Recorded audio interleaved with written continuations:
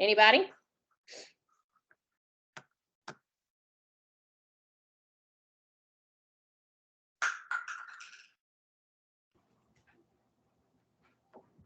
The Yeah, go ahead. lesson plan didn't really say that we were supposed to read that part yet, so I had to look it up yesterday.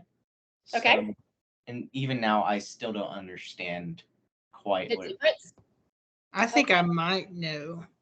Okay. Isn't Go the ahead. left, like the homogeneous mixture is like one solid layer. There's not different layers or there's not mixtures of substance you can still see. And the heterogeneous mixture is more like layered liquid. Okay, so this is good. So we're going to do a little bit of thank you guys for offering your explanations. It's good that we're doing some thinking. So let's look at the roots of these words, right? So there, as we encounter more and more big words, right? We want to look at breaking that word apart because each piece of that word is going to give us a little bit about the definition. So I see this prefix homo here at the beginning, and I see this prefix hetero at the beginning of my other word. So these words mean, if it's homo, it means the same, so similar. And if it's hetero, it means different, right? So homogeneous, or you can pronounce that homogeneous. Both of those ways to pronounce that are the same, or it means the same thing. And that means a mixture that actually looks like it's a pure substance. You can't pick it apart. It looks all the same. So my glass of, I've got some coffee right here. If I look at it, I can't tell that it's got caffeine. I can't tell that it's got sugar in there. I can't tell that it's got cream in there because it all looks the same. It all looks kind of light brown, right? I can't pick out those individual pieces. So my coffee would be an example of a homogeneous or homogeneous mixture because it all looks the same. Even though I know our scientists can predict or can do some chemistry to know that there's more than one type of stuff in there, it all looks the same to the naked eye. A heterogeneous mixture is different. That would be like trail mix, right? So trail mix, I can easily see, oh, that's the pretzel that I want to eat, or oh, that's the M&M I want to pick out. I can see all the different pieces in it, or you can think of like a fruit salad, right? So I can easily pick out the strawberry from the watermelon piece from the pineapple, right? Because it's heterogeneous, it's different pieces. And you'll read a little bit more about that. I think maybe that's the reading assignment for tomorrow. I may have got my days mixed up. But anyway, so are there questions about that? Can you guys give me another example of a homogeneous mixture?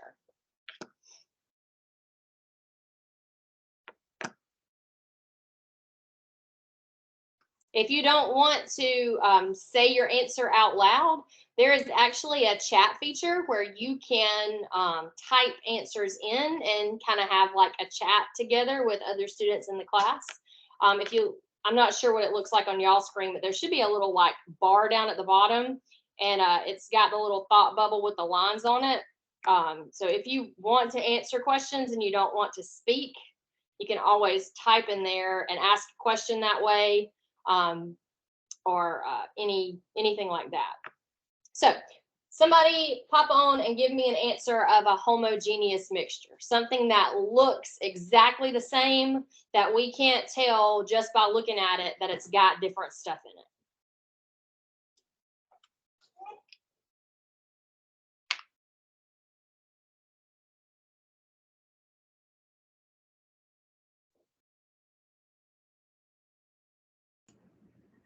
Like different types of gas, because I know there's ethanol and then there's ethanol-free gas.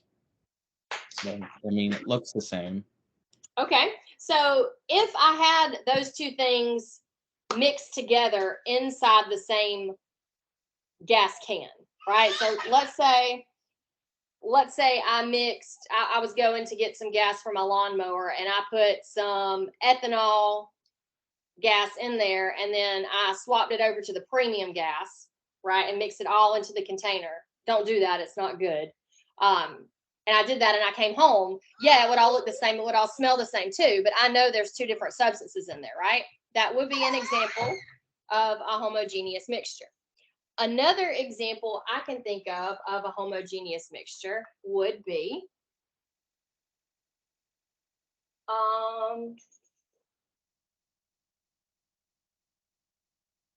let me think. I'm trying to give a good example that you guys relate to.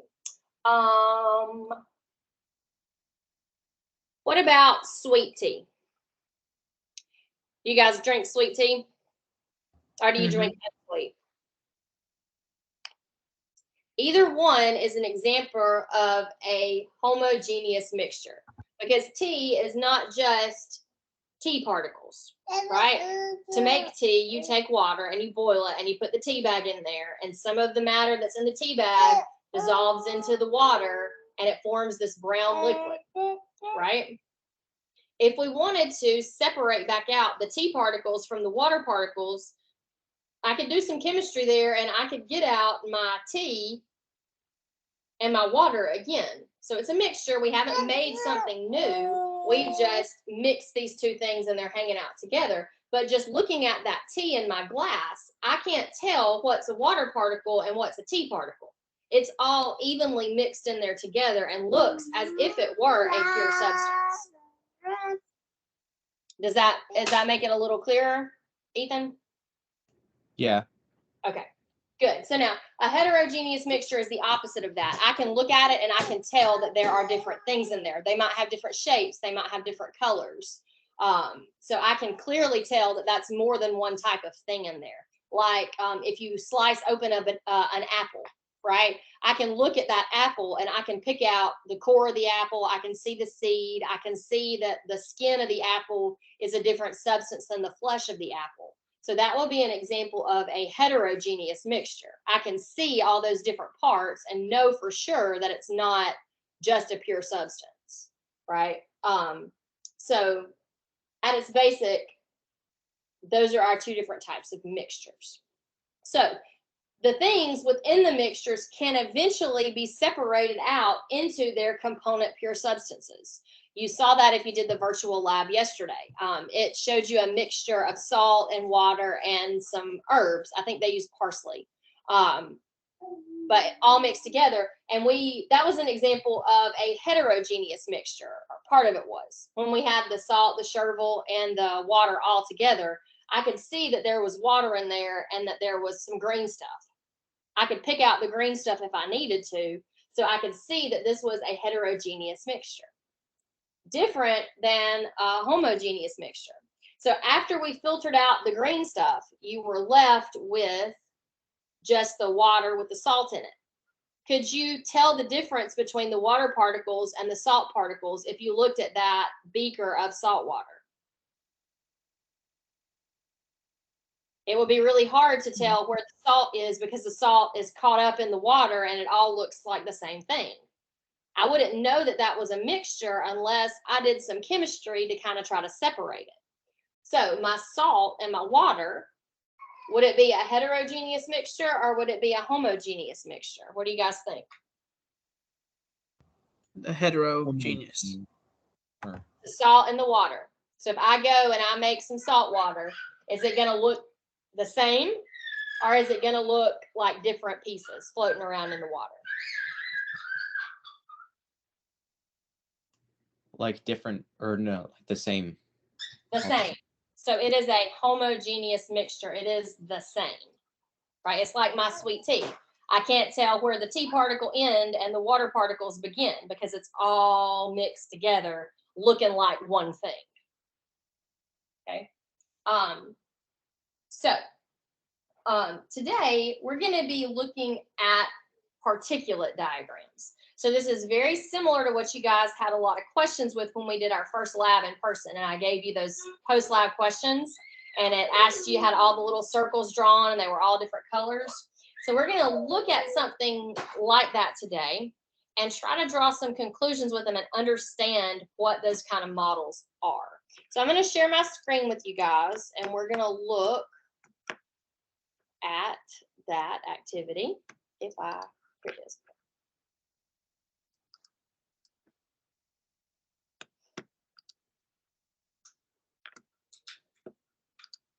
Are you guys seeing my screen now? Are y'all seeing me? We're seeing you. You seeing me? Mhm.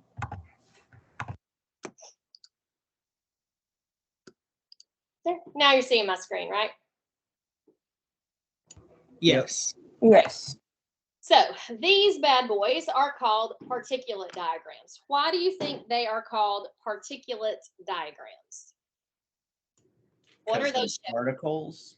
Yeah, they're showing particles. And by particles, we mean atoms, molecules, or mixtures, right? So these little images are meant to show us the basic parts of that matter, right? If we look at them, I see they have different sizes. I see they have different shapes. I see they have different arrangements, right? And here's another row down here. I also notice that they are labeled. Some of them have a question mark up here at the top. This one particularly down here that kind of looks like a little angel is TSQ, the little tiny 2R. I see this and symbol with some other names. So we're going to kind of look at these and ask ourselves some questions and try to sort them out and see how scientists would classify each of these different pictures. So looking right here, let's look at our first little box right here. So this one is R, and I see that it's a circle. I also see this little arrow right here pointing to one of the circles with this word atom on it. And I see down here that it has 8 particles in this model. What is one individual particle in this box? If there are 8 of them, if I count these circles, I see 1, 2, 3, 4, 5, 6, 7, 8. So each circle is 1 particle or 1 atom. Any questions about that before we move on?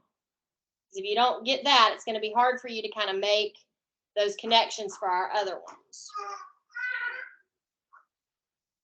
Okay? Good. So I'm going to ask you guys some questions. So let's look at these. We want to find a molecule of RSQ in our first model. So looking at this, which box are we going to be looking at? This one is R. This one is T and RSQ and R. We don't know the name of this one. We don't know the name of this one. Oh, look, RSQ, and I see now the word molecule pointing to one of these units. And I see down here that it is 5 particles. So let's see if we can identify what one particle is. So I see one group here of a circle connected to a square. I'm looking right here and I see a circle connected to a square, okay? So this whole thing right here is 1 particle of RSQ.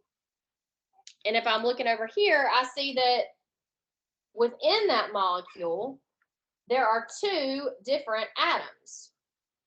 One atom has a shape that is a circle, and one atom has a shape that is a square.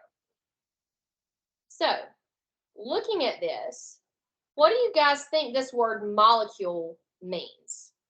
If I asked you and asked you to give me a definition of that word based on this picture, how would you define molecule?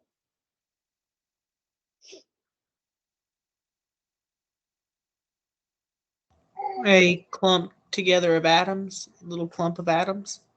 Yeah, so a molecule is when we have 2 or more atoms stuck together. Okay, and our name for RSQ up here has an R and an SQ. And if I look over here, R, I already know is the circle, right? So what do I think our name for the other type of atom is inside this molecule? If R is the circle, what's the square? SQ. SQ. Good. So when we name them or write what their name is, we have to include both types of particles, right? So let's kind of move it down. Let's look at this guy down here, this bad boy, TSQ2R, right? Looking at it, how many different types of atoms, or how many atoms make up one molecule of TSQ2R? How many different atoms make up one of them? If one is this little angel. 4. There are 4 individual atoms in each of those molecules, right? How many different types of atoms are in there? Is it 4? Are there 4 different types? 3. There are 3, right? So there is a T, right? There is 2 of these squares. And if I look at the name, I see this little tiny 2 down here, right? So what do you think that little tiny 2 tells us?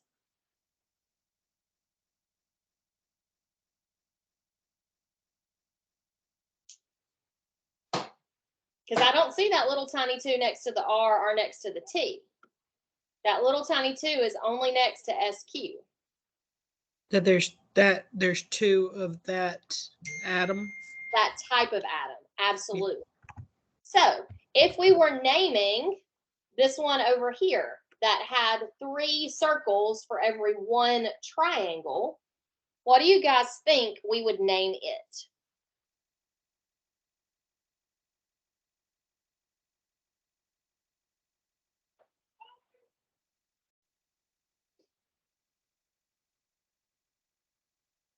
It's got the same basic parts as this RSQ. So R is our circle, the SQ is our square, but this molecule is definitely different than RSQ. RSQ over here is just 1 circle, 1 square. Here we've got different pieces. So our name should be different, right? So we've already looked at how our name uses the name for the individual pieces. And our name also includes the numbers of the types. So what would we propose a name for this guy here in our first model on the second row? What do we think it would be?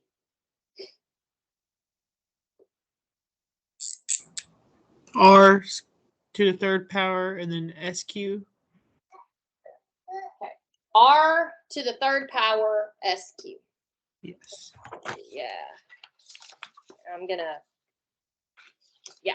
Okay, that is absolutely perfect, except for one thing. So if we look down here, a power or an exponent is written as a superscript, like Superman up high, right? Is this little 2 right here, is it written up high like an exponent, or is it written down low like a submarine? Low. Low, right? So we call this number, when it's written down below, a subscript. So a subscript is like a submarine dives down, right? So the subscript is a little tiny number below, whereas our exponent is a little tiny number up high. A superscript is the word for it. Okay? So, and yes, so it would be R with a little tiny 3, SQ. Absolutely. And we see that over here with our subscript like this one. So SQ2 tells us that there are 2 of our SQ particles, which were the squares, together. So here, this is also called a molecule, right? Are there any questions so far about how we can kind of make a name based on a picture for these things? Hopefully you guys can see why we're spending time on this, because eventually we will get to actual pictures of real molecules and symbols. So you guys will be able to write chemical formulas and draw pictures of actual molecules based on their formula name, just like this activity. Okay, well, we've got another kind of class here. If we look at some of these boxes, like right up here, our T and RSQ and R, how is this box different than this box?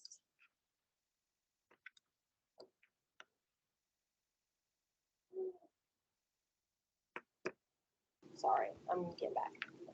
How is our middle box up here on this first row different than either of the two boxes beside it?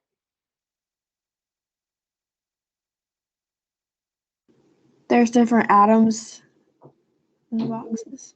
Yeah, so there's different atoms. So I see this triangle shaped one right here, and then I see a little circle all by itself, and then I see this right here. Is it fair to call our circle triangle stuck together? Is that an atom? What do we call this thing when our two different atoms are stuck together? Molecule. A molecule. So this box has both individual atoms and molecules all mixed together in it, right? So of these three, which one is a mixture and which one is a pure substance? Which one's the mixture? The middle one.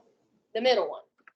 The two on the left and right only have one type of particle in them. So they have to be a pure substance, right? Okay.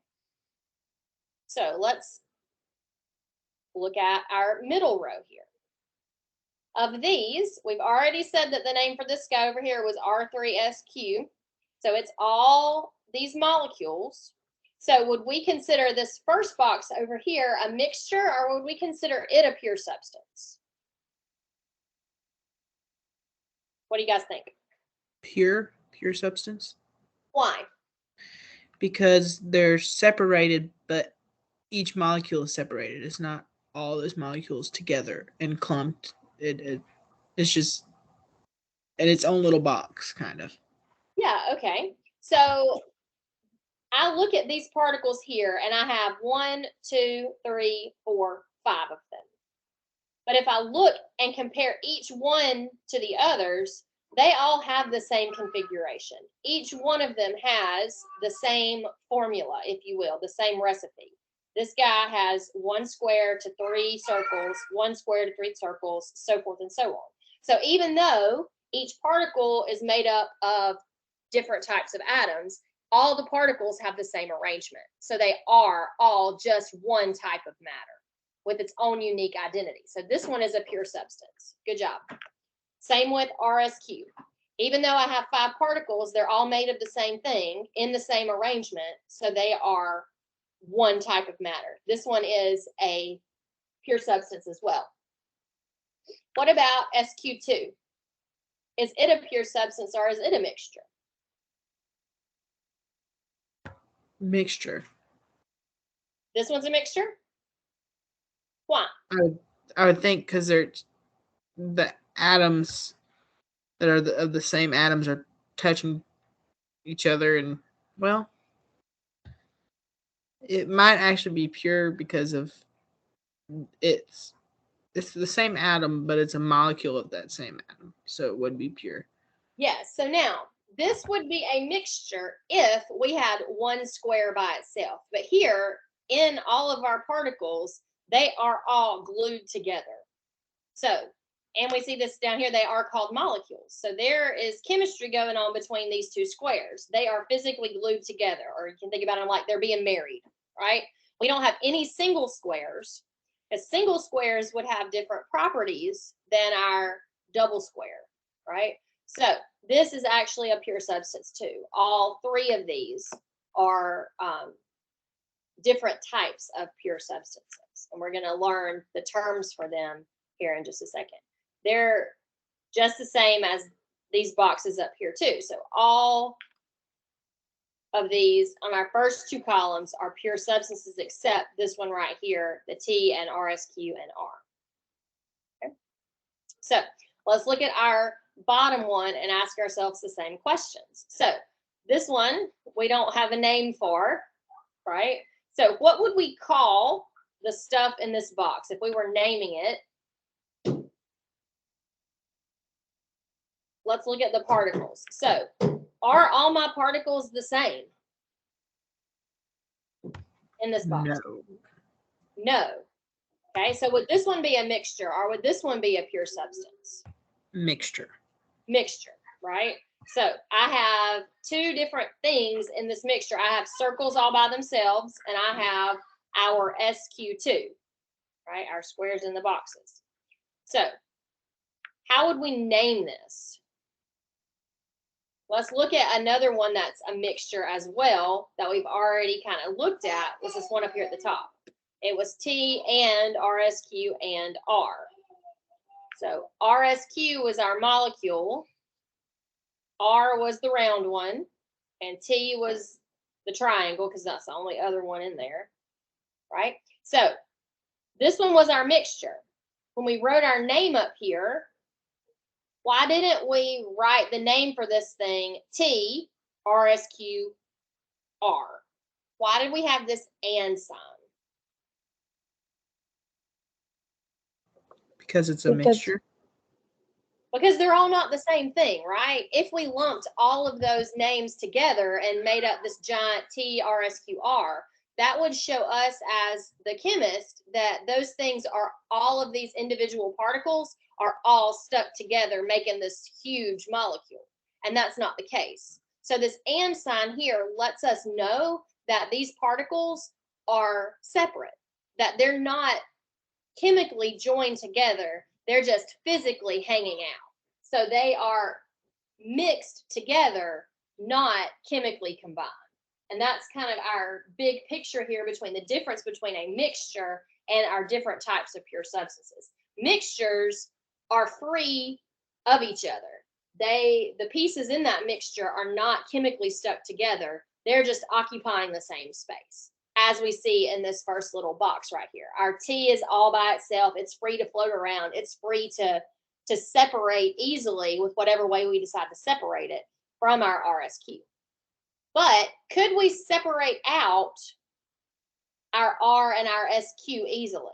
So we see right here, we've got these little just single circles, the R. I could easily pull it away. But what about my RSQ molecules like here? Is it easy for me to pull out the R and the SQ? Or would that be difficult? What do you guys think?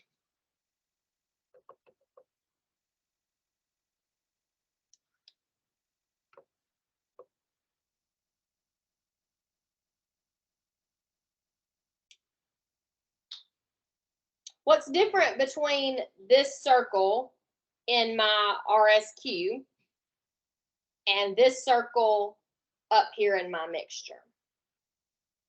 Let me help you guys out. If I'm looking in this beaker, this circle is very different than this one that's all by itself.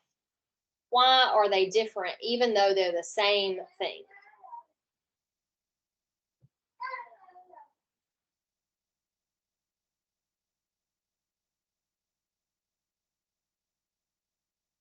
Because one's a molecule and one's just the atom by itself. Yes. So when elements or when types of matters and particles become chemically bound to something else, their properties change and their identities change, right? The best example I can give you is obviously like in our relationship with Jesus, right? When we enter into a relationship with Jesus, we become a new creation, right? We have spiritual gifts and we have new properties and we continually become like Jesus. So we're different than our old self. So particles and elements are exactly like that. When we do chemistry and we chemically glue them to another particle, they get a new name and they get a new set of properties. Here's an example. Table salt. You guys all use salt every day. Your muscles use them to function. You put it on your food. Everyday safe item, right? Table salt is made with NaCl, sodium and chlorine. And I'm going to cancel sharing so you guys can kind of see me for my example. So if I were to draw a picture of NaCl, right, I'm going to draw a particulate diagram. It looks like that. Sodium is really tiny, chlorine is really big. They're stuck together kind of like that. Now, individually, my sodium atom up here is not safe. if I were to throw it in water, it would explode and light on fire and give off lots and lots of energy, right? Chlorine by itself over here is a green poisonous gas that will kill you. If you inhale it, you will die, right? So alone, these things are really bad, right? I would not want to encounter sodium. I would not want to, definitely would not want to encounter chlorine gas, right? But when they're chemically stuck together, they form something that is safe and that our body has to have to function, right? So you guys see how our pieces have completely different properties than they have when they're chemically stuck together. And we see that over and over again in chemistry where when two really bad things can combine and make something that is really useful. And we see the opposite too. So we see two individually things that are really good, but when they combine, they make something really bad.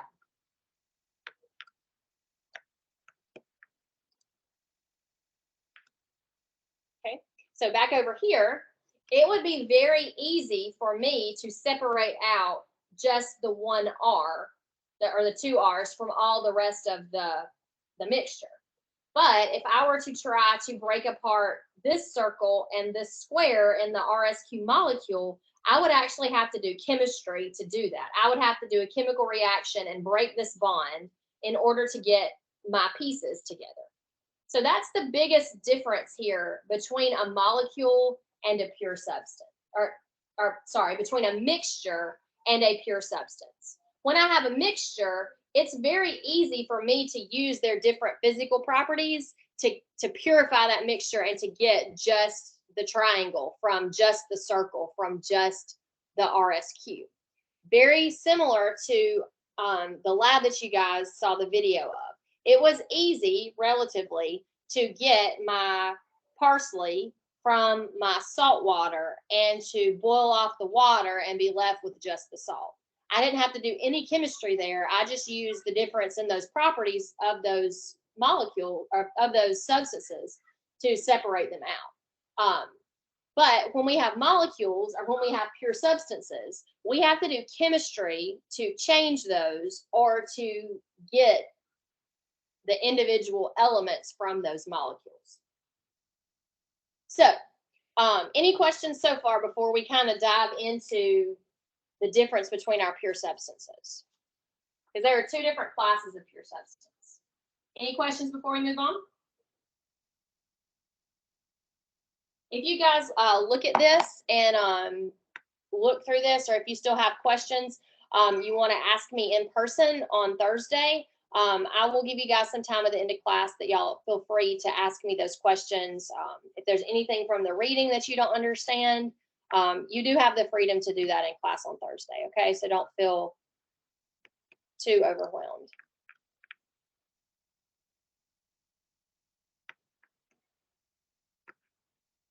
Okay, so let's talk about our different types of pure substances. So looking at our models, right?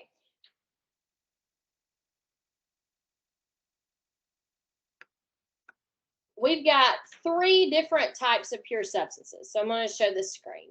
So the only one that we see that was a mixture is our T and RSQ and R. So we're not talking about it, but we're talking about the other five. They are all pure substances, but they're all different types of pure substances, right? What do you think is the biggest difference between these two on the top and these two that are on the bottom? The top two are atoms and the bottom three are molecules. Yeah. So we have pure substances that are just one type of atom, right? Obviously, those are atoms. And we have pure substances that have more than one type of atom in them. Those are molecules. So we also have two different types of molecules. Looking down here, what's different about SQ2 than our R3SQ?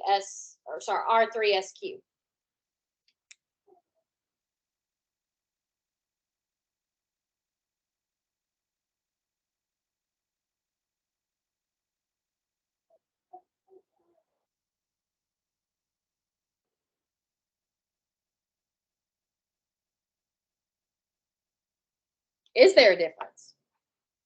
Am I asking you a trick question?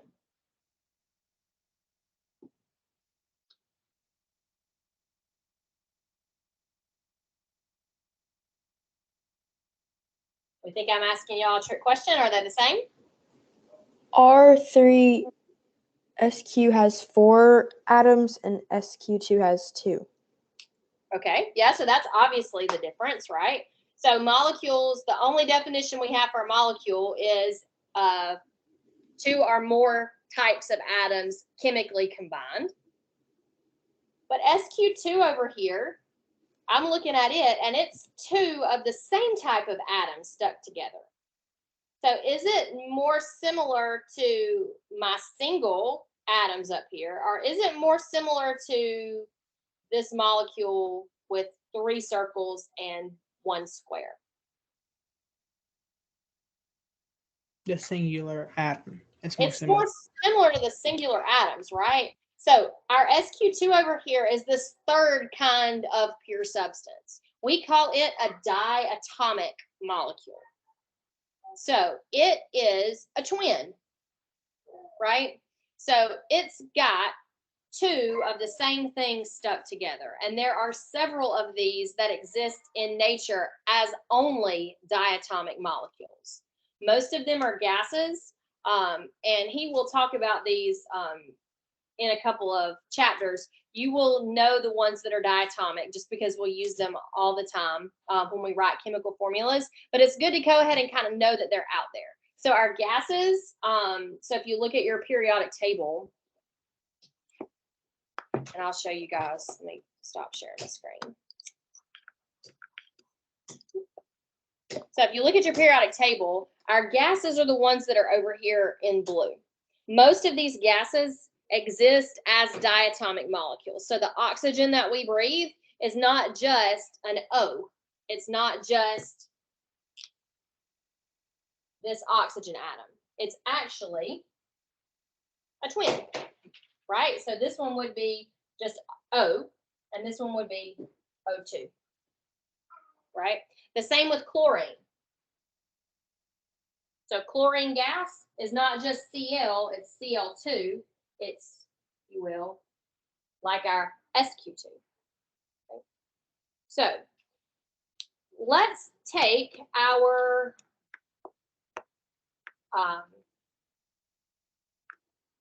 activity and let's actually like bring our particulate diagrams into what we need them to be. So let's kind of use them.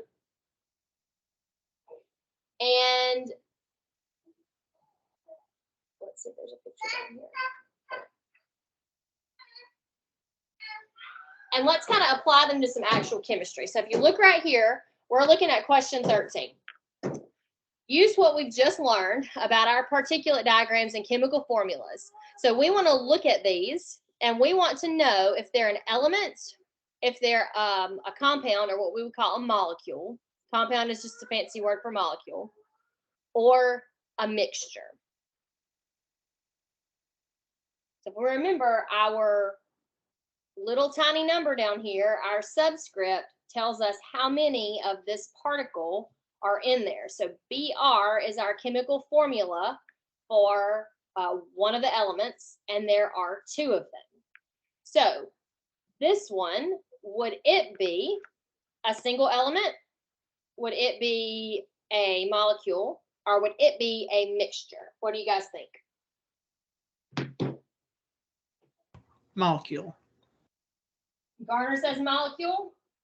Somebody else agree with him or disagree? I agree with him. Agree with him? Great. So could we draw a picture of Br2? Do you guys feel confident that you could do that? Yes. Yeah, so you would pick the same shape, obviously, the same shape for your particle, and there would just be 2 of them stuck together, just like our SQ2. Okay, so good. Let's move on to B. NaHCO3. What do we think about it? Is it an element, molecule, mixture?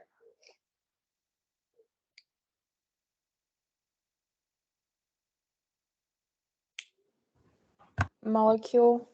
Molecule. There are 6 different elements that make up that thing, and they're all stuck together. They're chemically glued, so it is indeed a molecule. Okay, let's look at C. I have the C6H12O6 and H2O. Is it an element? Is it a compound, or is it a mixture? Mixture. Mixture. I see this and symbol here, so they're just hanging out together, occupying the same space. They're not married. You think about it. They're dating. They're not married like all these other ones. Okay. This, just for kicks and giggles, is sugar, glucose, C6H12O6. And then anybody know what we call H2O? Water.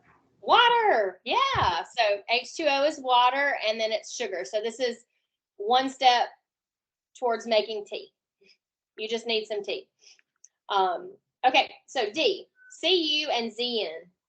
Mixture, compound, or sorry, mixture, molecule, element.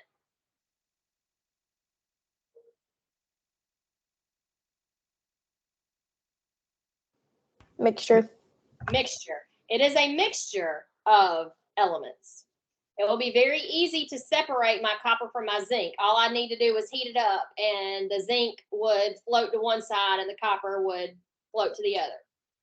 Or the copper would probably be solid and the zinc would probably melt real easy. Okay, last but not least, CO2.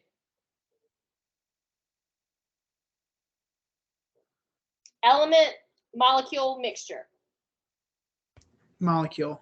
Molecule, right? If I were to draw a picture of this one, I would need to pick 2 different shapes, and then I would need 2 of the shapes that represent O, because there are really 3 different pieces of this one molecule. And then my last one, F, just some Al. Is it an element, is it a molecule, or is it a mixture?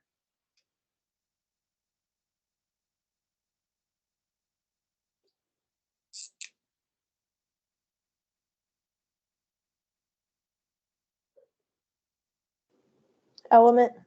Element. Good, good, good, good, good. It's not hard, right? It just stretches your brain a little bit. So our pictures up here, once again, we just call these particulate diagrams because they show the particles and the shapes and the arrangements. We also learned how to look at a picture of a molecule and come up with a name for it using our, I guess, name for the individual pieces and the number of particles.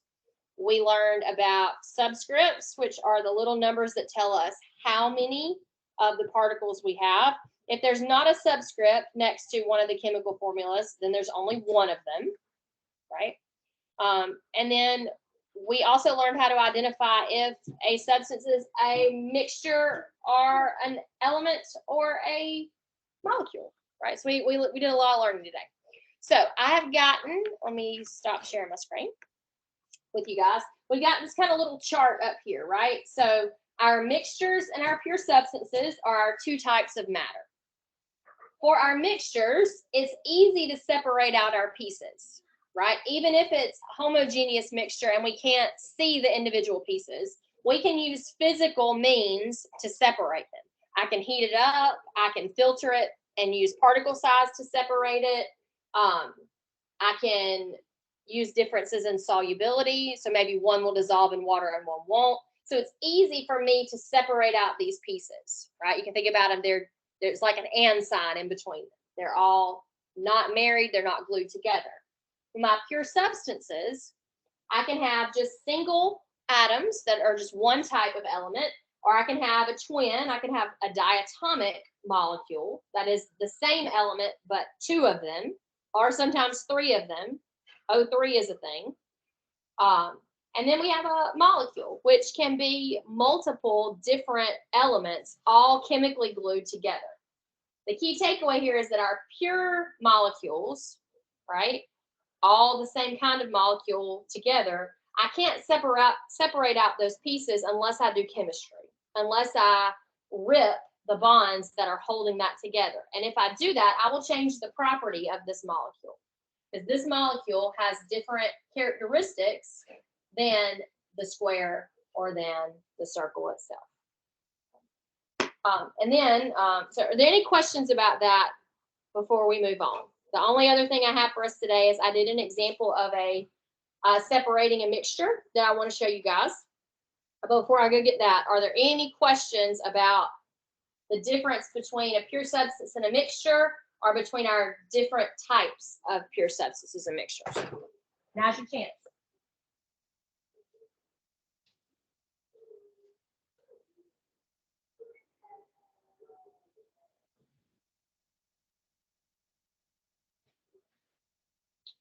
Okay, cool. So I did an experiment for us today. So I took a Sharpie,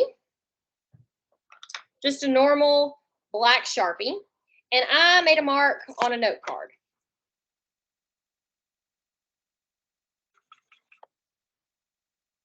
So looking at this mark, would you say that my Sharpie is a pure substance, or is it a mixture? Because it's obviously some matter, right? The ink in there is made up of particles that are different than the paper, right? So I put some of those particles on this paper, and I can see that it has different properties.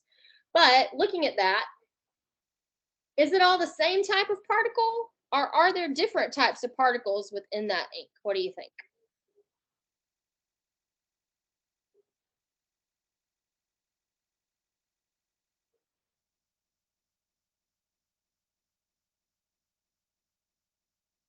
Be same. Same. The same? Okay. So if it's the same, right, I would expect there to be no difference in this, how this ink looks, if I did experiments with it, right? It would be the same because it's going to have the same properties. So I took my paper and I did what's called chromatography with it. So I put it in, we're going to use our paper as like a filter, right? So I stuck earlier this note card in some alcohol, right? So when you stick a piece of paper in a liquid, what happens to the liquid? Think about a paper towel or a coffee filter. If I stick this in liquid, what's going to happen to the liquid? It's going to dye the liquid that color. It might dye the liquid that color, right? So this is what happened. So here's my whole little setup, right? And if I pull it out, my note card got wet, right? Only the bottom stuck in the liquid. Why did the liquid move up the paper? Because like a sponge, it was soaking up the paper. Yeah, it's like a sponge. So my alcohol got absorbed up, because that's what filters do. They absorb, or sponges, right? Or paper. Think about paper towels, right? They're meant to absorb that liquid. But if you look, and I'll say, what happened to my Sharpie? It bled. It bled, right? Does the bleeding look the same as the mark at the bottom? Is it the same color? No. What color is it? It's purple and black. It's purple, black, and if you look real close, like you might can see it better. Let's see if we put it there. What color is at the top? Yellow. Yellow. So, is this Sharpie really a pure substance? No. No, right? So, if it's not a pure substance, where does it fall on our chart up here?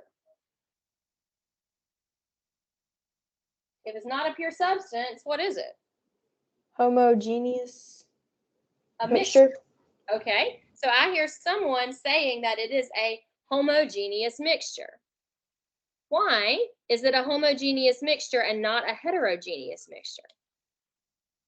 Because obviously right now, after I did my experiment, I see the different dyes. There's a purple dye and there is a yellow dye And if I were to let it set in here even longer, I would probably get two different kinds of yellow, two different kinds of blue dye. Right? There's probably a blue and probably a purple. Yeah. So how do I know why are we saying it's a homogeneous mixture? Because it looked the same at first, and then after the experiment, it didn't. Right, because it looked the same. Right? So our homogeneous mixture, you can't tell just by looking at that one line on the bottom. I can't tell, it looks black to me, right? But even though now, since we used our physical properties, differences in them to separate them out, I can see clearly that there is a yellow dye and there is a blue dye and some other dyes in there, right? So this is just an example of how we can use differences in properties to kind of prove if substances are pure or if they are really homogeneous mixtures. This one works because our dyes that don't travel up as far are bigger molecules, are chunkier molecules than our ones that travel farther. Think about it like heavy things are hard to move, right? Light things are easy to move. Think about a traffic jam. Right? The big diesel truck is not going to get through the traffic as easy as a person on a motorcycle, right? So my motorcycle would be my small particles, like our yellow dye, because it went the farthest. And my diesel trucks are my big molecules. They're the ones that don't travel as far. They get stuck down here on the bottom, right? So that's pretty nifty, pretty neat. Chromatography is a really widely used experiment in industries. But anyway, so just a cute little cool way to show you guys what we're learning about today. So are there any questions about how we can classify matter as a mixture of pure substance and within each our further classifications? Any questions about your test? You guys excited to find out what your grades are? For those of you who've taken it, I've looked at them and nobody failed. So that's at least some encouragement that you guys are doing a good job. So I had a chance to look at some of your one-pagers, and you guys did really great on those. I know that was a new thing that a lot of you guys had never done before. But it's a great way, especially if you're a visual learner, to kind of see a broad picture of what we were learning in each unit. And we'll do one of those for each of the chapters. So you can expect that and a glossary for each of our chapters. That's kind of the routine we're going to develop here as we move and progress through the course. Okay, so on Thursday, be prepared. We are doing the conservation of mass experiment. So keep on keeping on, keep up with the readings, your assignments. But like I said, due dates aren't hard and fast. If you get a couple days behind, that's okay. Just make sure that it doesn't become like 2 weeks behind. Because as we start picking up the pace and moving a little bit faster, you don't want that to snowball and you know, be here at Christmas and be 2 units behind. Okay. If there aren't any other questions, great work today, guys. Thanks for persevering and hanging in there with me. And I will see you guys Thursday. Bye.